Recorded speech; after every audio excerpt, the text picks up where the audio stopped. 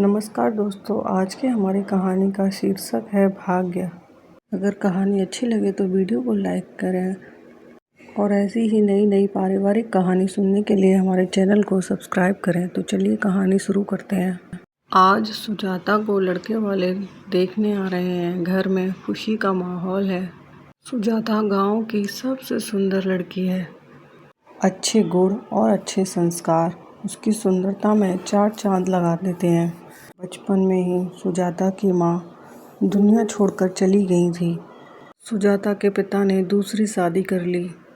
ये रिश्ता उसकी सौतेली माँ की मर्जी से ही हो रहा है। सुजाता की सौतेली माँ बचपन से ही सुजाता को पसंद नहीं करती, क्योंकि गांव में सब सुजाता की बहुत तारीफ करते हैं, इसलिए वो हमेशा उससे चिढ़ती है। ये बात सुजाता बचपन से ही जानती है कि मेरी माँ मुझे पसंद नहीं करती, फिर अचानक से मेरे लिए इतना अच्छा रिश्ता क्यों ढूंढ कर लाई। हो ना हो, जरूर कोई बात तो होगी। तभी सुजाता की माँ उसके पिता के लिए किचन में चाय बना रही होती है। तभी उसके पिता उसकी माँ से बोलते हैं कि देख, मेरी बात मान जा, उस लड़के से हमारी बेटी का रिश्ता मत कर। वो लड़का मानसिक रोगी है, उसके साथ हमारी बेटी खुश नहीं रह पाएगी। पैसे से ज़िंदगी की सारी खुशियाँ नहीं खरीदी जा सकती। मान जा मेरी बात। हम लोग गरीब हैं तो गरीब ही लड़का ढूंढ लेंगे, लेकिन मैं उसके लिए एक अच्छा और सही लड़का ढूंढूंगा ताकि सुजाता उसके साथ हमेशा खुश रहे।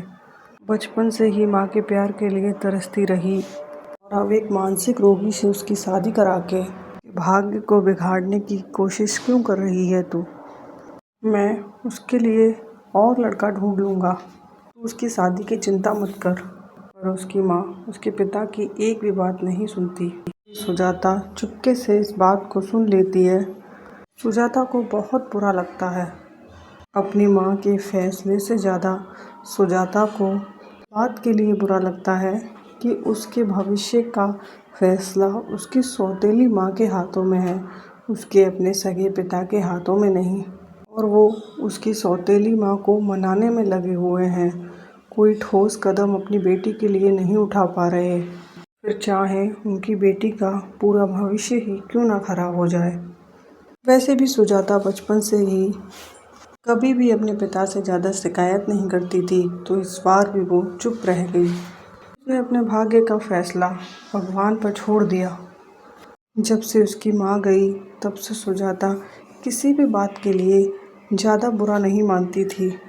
लड़के वाले सुजाता को देखने आते हैं और पहली ही नज़र में उसे पसंद कर लेते हैं और रिश्ता पक्का हो जाता है। पर लड़के को देखकर गांव वाले बहुत बात बनाते हैं। गांव वाले बोलते हैं अगर सुजाता की आज अपनी माँ होती तो ऐसे मानसिक रोगी से अपनी बेटी की शादी कभी न होने देती। पर सुजाता की सौतेली माँ पर गांव वालों की बातों का कोई असर नहीं होता है और सुजाता की शादी एक पागल लड़के से करा दी जाती है। सुजाता अपने ससुराल आ जाती है। जब उसकी मुंह दिखाई होती है तो सारी औरतें उसे देखती रह जाती हैं। बहू तो बहुत सुंदर है, भगवान इसे सबकी बुरी नज़र से बचाए। ईश्वर इस जोड़ी को हमेशा बनाए रखे। सुजाता बहुत दुखी होती है। शादी को 3 महीने बीत जाते हैं। सुजाता अपनी शादी को लेकर बहुत परेशान होती है। उसका पति हमेशा उससे बच्चों की तरह बिहेवियर करता है।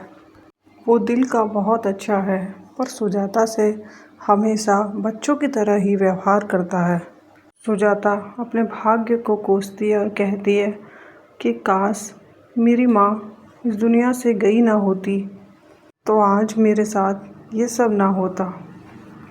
एक रात सुजाता रात को अपने बेड पर सो रही होती है। अचानक से उसकी नींद खुलती है और देखती है उसका पति उसके बेड पर नहीं है।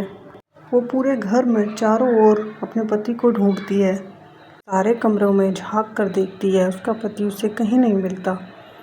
सुजाता के मन में काफ़ी डर था कि आखिर वो कहाँ जा सकता है। फिर सुजाता छत पर जाती है और वहाँ देखती है कि सारे रूम का ताला लगा हुआ है। फिर उसकी नज़र एक रूम पर पड़ती है। दरवाज़ा बंद है पर ताला नहीं लगा। सुजाता धीरे से रूम खोलती है और जो देखती है तो हैरान हो जाती है। सुजाता देखती है कि उसका पति एक समझदार व्यक्ति की तरह कंप्यूटर पर कुछ काम कर रहा है, जिसे देखकर वो काफ़ी आश्चर्यचकित हो जाती है। सुजाता एकदम सुन्न सी रह जाती है पर कुछ बोलती नहीं। चुपचाप से 10-15 मिनट वो अपने पति को काम करती हुई देखती रहती है। तभी अचानक से सुजाता दबे पांव नीचे की तरफ जाती है। तभी अंदर से आवाज़ आती है, रुको सुजाता, अंदर आओ। अंदर से उसके पति ने आवाज़ लगाई। सुजाता सहम सी जाती है और दबे पांव अंदर की तरफ आगे बढ़ती है। उसका पति हाथ पकड़कर उसे अपने पास बिठाता है और कहता है, घबराओ मत सुजाता, कि मैं पागल नहीं हूँ और घर बैठकर लाखों का बिजनेस करता हूँ। ये बात मैं तुम्हें वक्त आने पर खुद से बता देता, मगर आज तुमने मुझे ऐसे देख लिया तो मैं अब तुम्हें अपना सारा सच बताता हूँ। मैं पागल होने की एक्टिंग करता हूँ। दरअसल मैं अपने एक दोस्त के धोखे की सज़ा भुगत रहा हूँ। मेरा एक दोस्त था जिसे मैं अपने भाई से भी ज़्यादा मानता था। आज उसी के कारण मुझे पागलों वाली एक्टिंग करनी पड़ती है। दरअसल मेरे दोस्त से एक खून हो गया था, जिसका इल्ज़ाम उसने मुझ पर लगा दिया। बिना जुर्म की सज़ा से बचने के लिए मेरे वकील ने मुझे पागल बने रहने को कहा, जब तक कि हम उसके खिलाफ सबूत इकट्ठे ना कर लें। उसके खिलाफ बहुत से सबूत हमने इकट्ठा कर लिए हैं, बस कुछ ही दिनों की बात है। उसके बाद मुझे भी इस दोहरी ज़िंदगी से आज़ादी मिल जाएगी। मेरे दोस्त को उसके गुनाहों की सज़ा।